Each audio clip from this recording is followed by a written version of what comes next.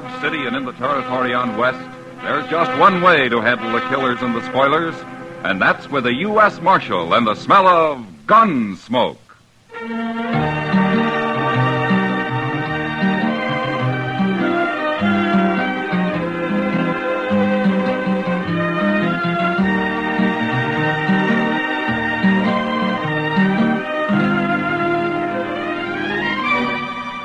Gunsmoke, starring William Conrad. The story of the violence that moved west with young America. The story of a man who moved with it. Matt Dillon, United States Marshal.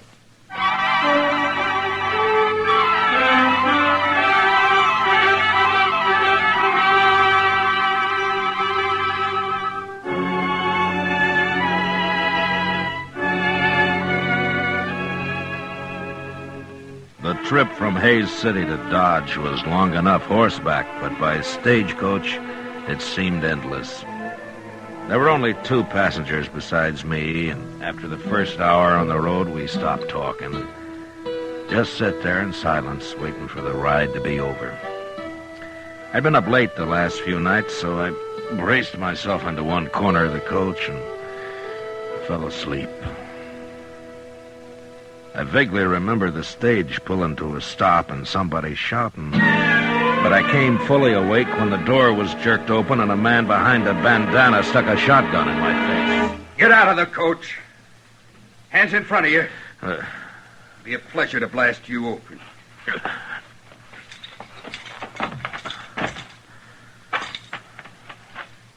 All right.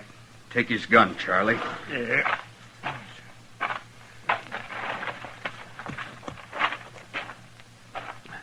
Now, stand over there with the driver.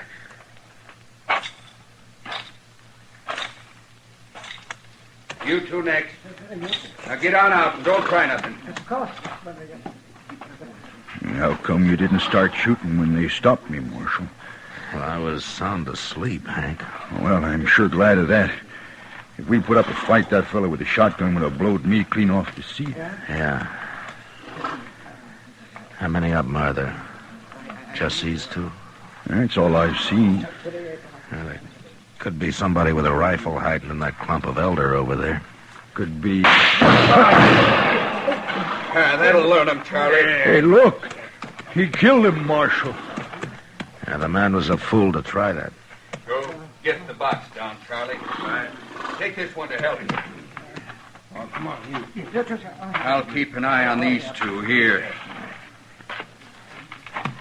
So, you're a marshal, huh? I am? Well, that greenhorn got himself killed. He shouldn't have tried to shoot Charlie. No, he shouldn't. Not with a little derringer. Charlie got hit.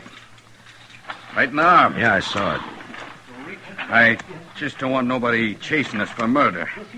Under the circumstances, it was murder. It was, huh?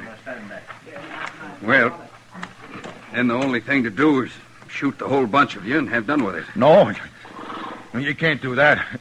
Mister, I got a wife and 2 kids in Dodge.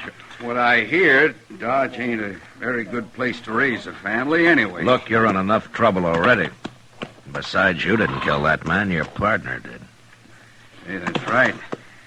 It's Charlie they'll be after. How much money is there in that box, driver? I don't know. They never tell me. We'll find out. He's got it open now. Load it in them saddlebags, Charlie. I got an idea you're new at this game. Look, if a man was holding a shotgun on me and I was unarmed, I wouldn't have no ideas about nothing, Marshal. You always carry a shotgun, mister? Why? Well, we might meet sometime when you don't have one. You're gonna make me shoot you yet? Hey, look, your partner's ready to go. Okay. Don't you make a move till we're out of sight. We'll ride back and kill every one of you. You understand? I guess there's nothing we can do but stand here. That's all, Hank. For right now, anyway.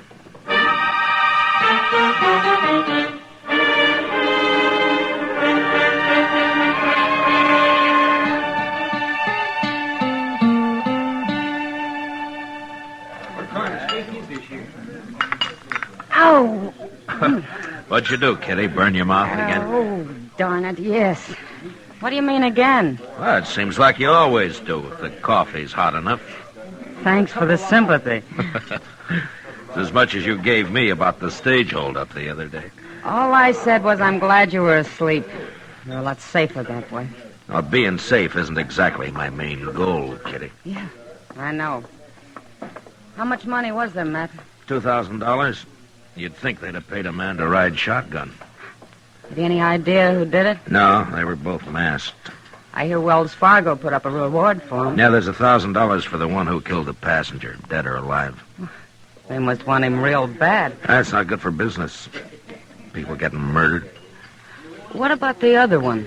$300 for his capture. And if you recover the stolen money, Kitty, well, they'll give you half of it. If I found that money, they'd give me all of it. You'll end up in jail yet. Well, the Texas Trail isn't far from being a jail. For me, anyway. I gotta get back there pretty soon, Matt. Sure. Hey, you. Waiter. Come here and take this money or I'll throw it at you. Another gentleman in town. Kitty, I don't want to turn around. What does he look like? Well, I think it's the one with the black beard You over there. heard me, waiter. Get over here before I bust your neck. That's the one, all right. Is there anybody with him? No, he's alone. And he's leaving now. Oh, good. No, don't stare at him. I don't want him to see me. Well, he's not even looking this way. He's going out the door, Matt.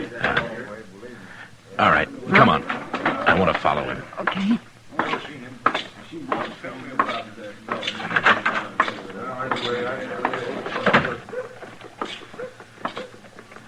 Is that him ahead of us there? The big man, yeah. Who is he, Matt? I'm not sure. But he sounds an awful lot like somebody I want. You gonna arrest him? No, not till I'm sure. Maybe not even then. Look, he's going up the docks. Yeah, so he is. Kitty, I'll leave you here. Okay. Thanks for the supper, Matt. Sure, anytime. Tomorrow? Well, I might be real busy tomorrow. I figured that. So long, Matt. Goodbye, Kitty.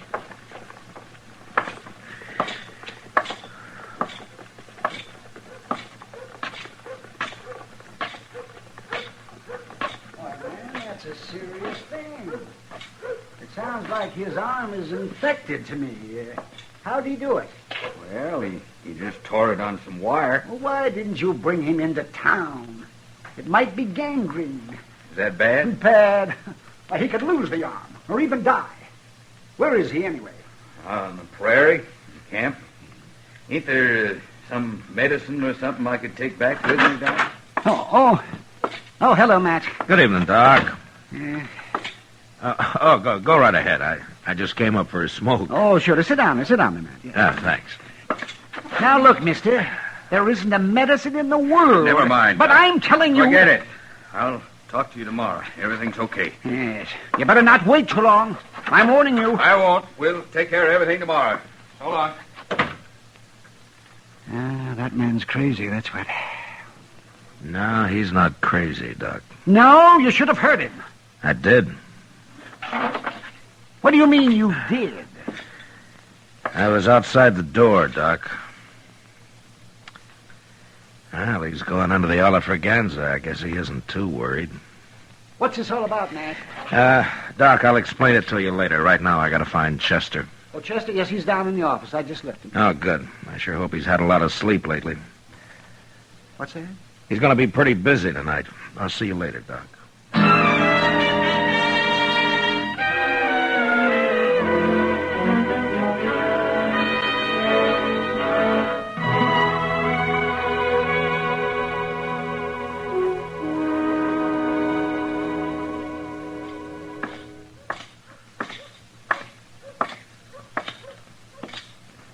Well, did you follow him all night, Chester? Oh, Mr. Dillon, I'm about ready to drop.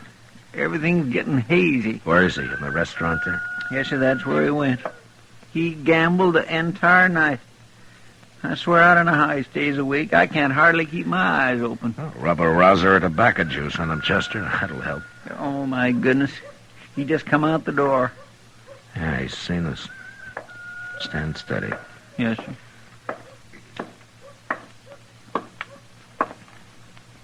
Marshal, I got a complaint. Now, is that so? Sure is. I had an idea this man's tracking me all night had something to do with you. Oh, how'd you know I was following you? Mister, you might as well have been wearing snowshoes with cowbells tied on them. No, that's not true. That's a doggone Never lie mind, now. Chester, never mind. What is your complaint, mister? Well, you. Can't a decent citizen ride into Dodge and do a little gambling without being haunted by your man here? Well, that depends on how decent the citizen really is. What name do you go by, anyway? My own? Jeremo? Jeremo? Is that all there is to it? That's all. Yeah. Well, Jeremo, I just didn't want you to leave town without my knowing about it. Why not? I ain't done nothing. Well, Doc told me about your partner. The one who tore his arm on some wire. What about him? And I'm curious to see if you're going to take care of him, that's all. Well, of course I am. He'll die if you don't hurry. Well, I'm going after him. When? Well, it's no business of yours when. Anybody following me is likely to run into trouble. From a shotgun, Jeremo? I don't use a shotgun, Marshal. Your partner's dying, Jeremo. You're wasting time. And he's dying. He's my partner, not yours. I'll take care of him. Sure, Jeremo. But you better hurry.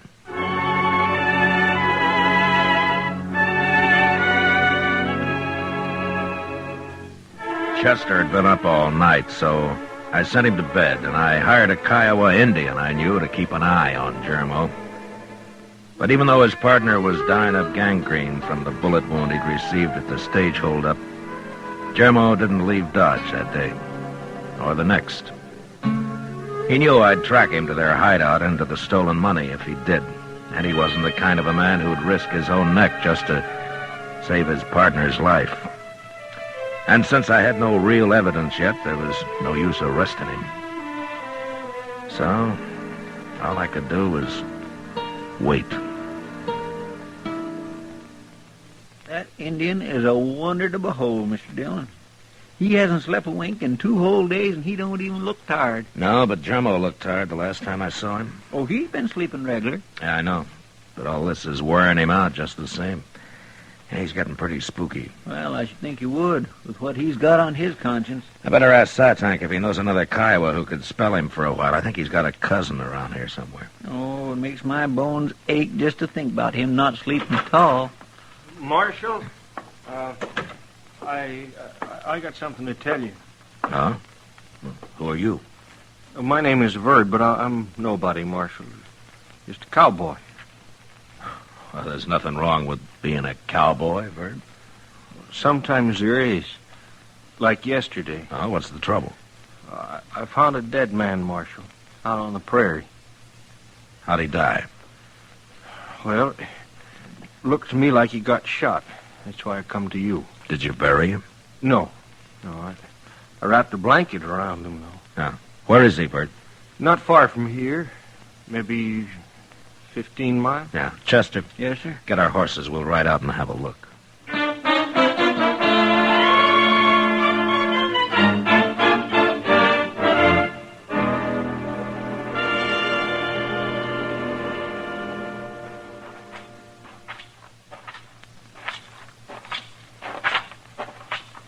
Yeah, he's still there, Marshal. Nothing's been eaten on him. He sure got himself hid out here. My, it's a wonder anybody ever found him. Verd, you want to take the blanket off of him? Sure. There. Yeah. How did you know he'd been shot? Well, his arm, it's all swole up, Marshal. And then, you see here, I noticed that bullet hole in his sleeve there. Yeah. Well, looks like you've made yourself $1,000, Verd. What? Wells Fargo offered it for this man, dead or alive. He robbed a stage a few days back. It did? Well, ain't I in luck? And there's another 1,000 for whoever finds the money he stole. It's probably buried around here somewheres, don't you think, Mr. Dillon? Hey, that reminds me, I noticed something funny over there in them anthills. Like the ground been dug up. Show us, Verd. Yeah. Sure, Marshal. Right over here, wait.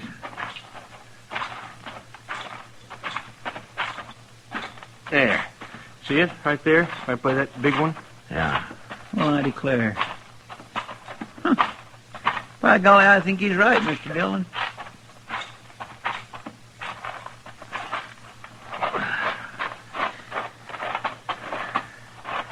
Yeah, there's something been buried here, all right. Yeah. I think I can... See? Yeah, there it is. There, I got it. Hey, looky there, Marshal. It's a money bag. And I found it, didn't I? Yes, sir. That's right, Verd. Here, look at that. That's real money, all right.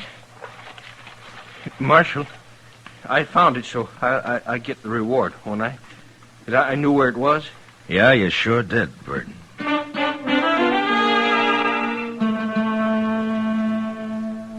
We dug up the rest of the money and then made the hole into a grave. And we buried the dead man right there.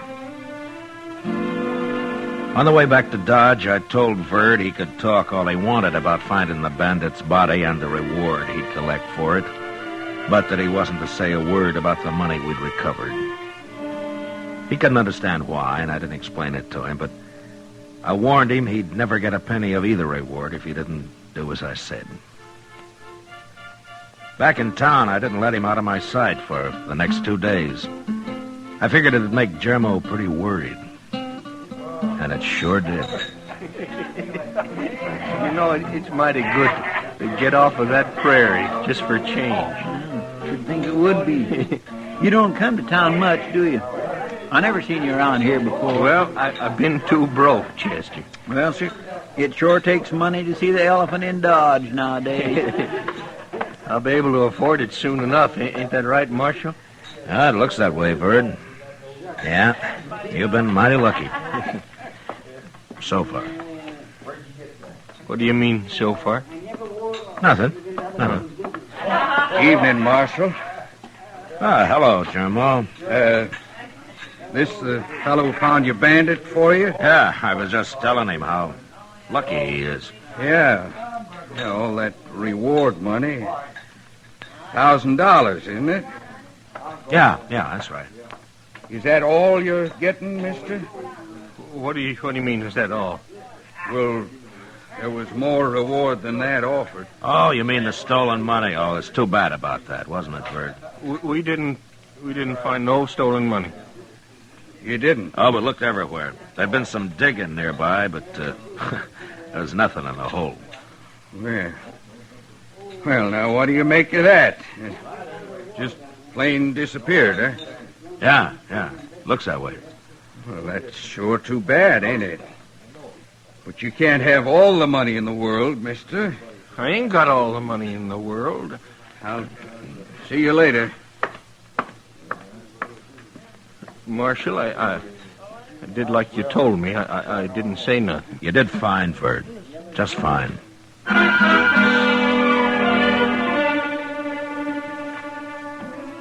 When we left the saloon a little later, I noticed Jermo standing in the darkness of the alley, waiting. I was pretty sure he'd follow us as we crossed the plaza and walk up Front Street. When we reached Kelly's stable, Verd wanted to go in and see if his horse had been fed, so we said goodnight and left him there. Chester and I walked on a little ways. Then we turned off the street. We went back, entered the stable from the rear. Inside we could hear voices, and we sneaked up from stall to stall until we were close enough to make them out. Tell me where the money is, Bud. What did you do with I it? told you, Jermo. The marshal's got it. We dug it up. You're lying. Now, who turned in $2,000 to collect $1,000? You've stole it and hid it somewhere else. No, I didn't. I tell you. The marshal himself said there'd been some digging nearby. What'd you do with it, Bird? Now tell me before I kill you. No. Listen a minute, Jermo. Look, when you didn't come back, I figured you got caught. And then Charlie died, and I got scared.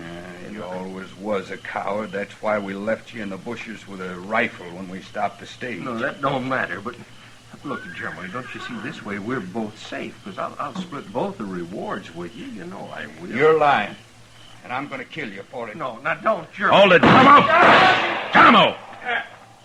You're next, Marshal.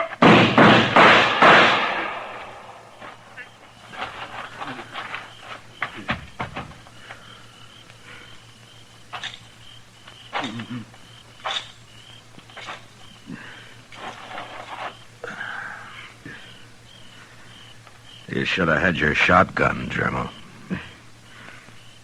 I should have killed you with the holdup. That was my big mistake. No. If you'd have trusted Verd, you both could have got by with us. He was telling me the truth? He was. And you'd have never been convicted on what evidence I had. Well, I guess every man's entitled to make a few mistakes.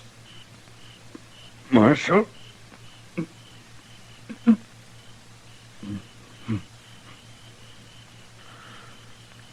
Germo?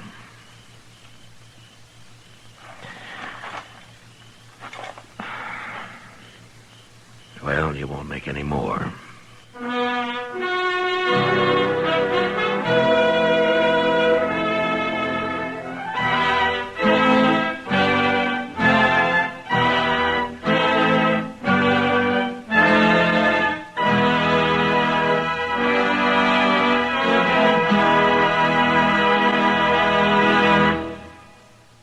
Gunsmoke, under the direction of Norman Macdonald, stars William Conrad as Matt Dillon, U.S. Marshal. Tonight's story was specially written for Gunsmoke by John Meston, with music composed and conducted by Rex Corey. Featured in the cast were Vic Perrin, John Daner, and Lawrence Dobkin. Parley Bear is Chester, Howard McNear is Doc, and Georgia Ellis is Kitty. Join us again next week as Matt Dillon, U.S. Marshal, fights to bring law and order out of the wild violence of the West in Gunsmoke.